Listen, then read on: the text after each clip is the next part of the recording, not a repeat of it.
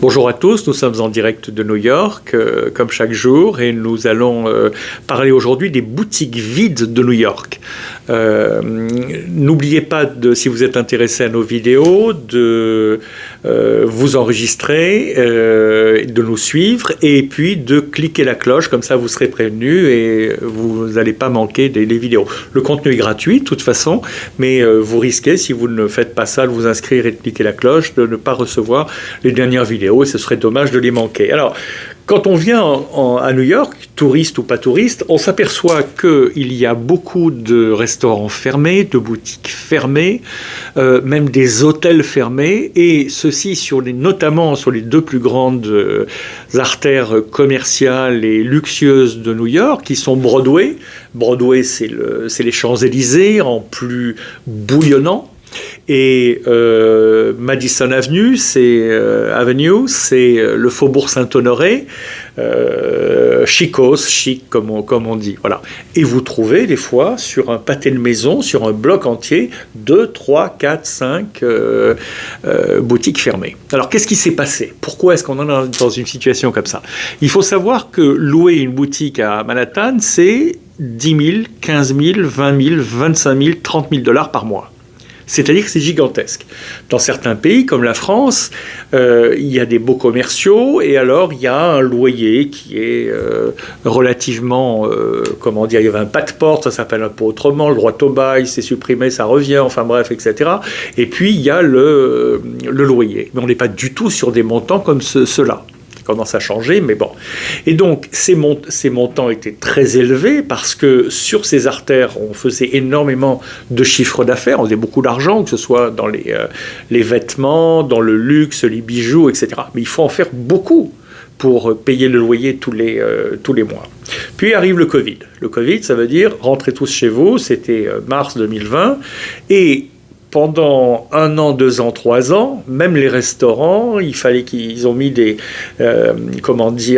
baraques sur la chaussée, sur la rue, avec des gens qui mangeaient avec des murs de plastique, enfin, etc., etc. On a bricolé. Et puis, certains n'ont pas pu réouvrir, parce que le personnel ne venait pas, ou même il était interdit de revenir travailler.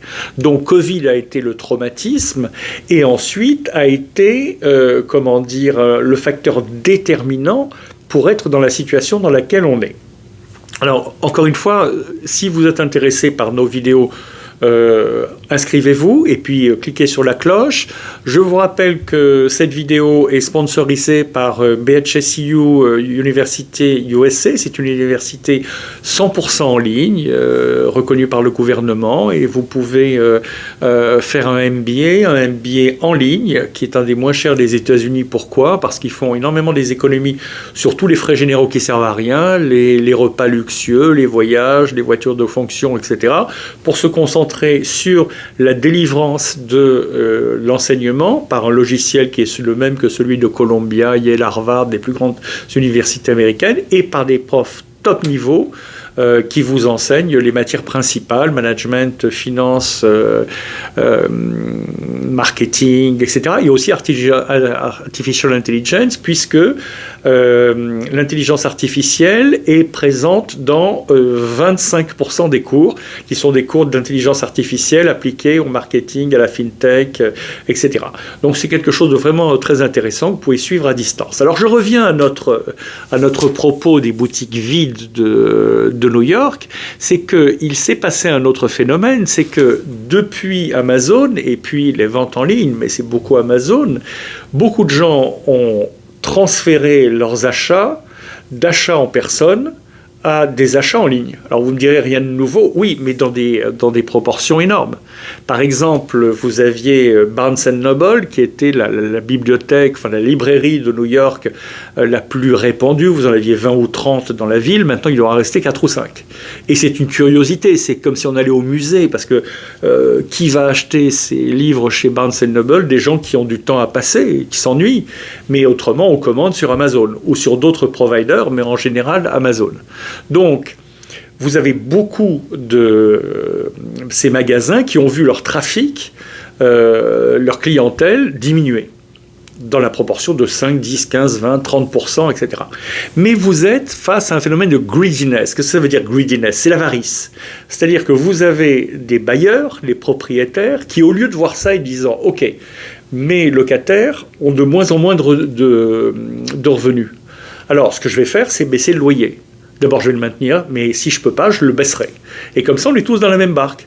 Je gagnerai moins, mais comme je gagne beaucoup, même moins que beaucoup, c'est toujours beaucoup, beaucoup.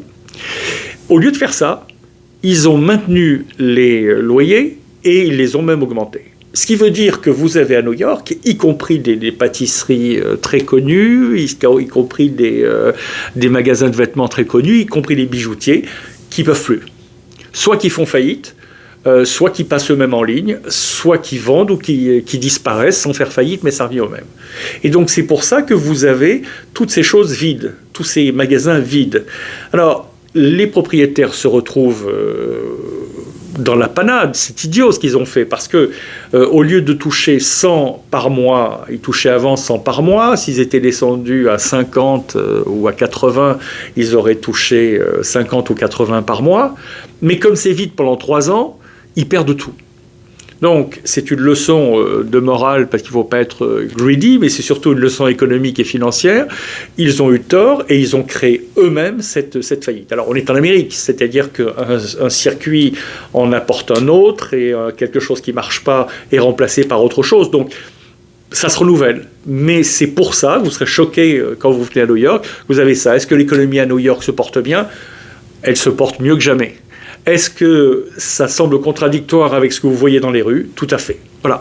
Donc, je vous remercie d'avoir écouté cette vidéo. N'hésitez pas à nous suivre et à cliquer la cloche. Je vous rappelle que cette vidéo est sponsorisée par BHSU USA University, une université en ligne. Et en bas, vous trouverez le website, l'adresse du website dans les commentaires de cette vidéo. Merci et à bientôt pour un autre épisode en direct à New York.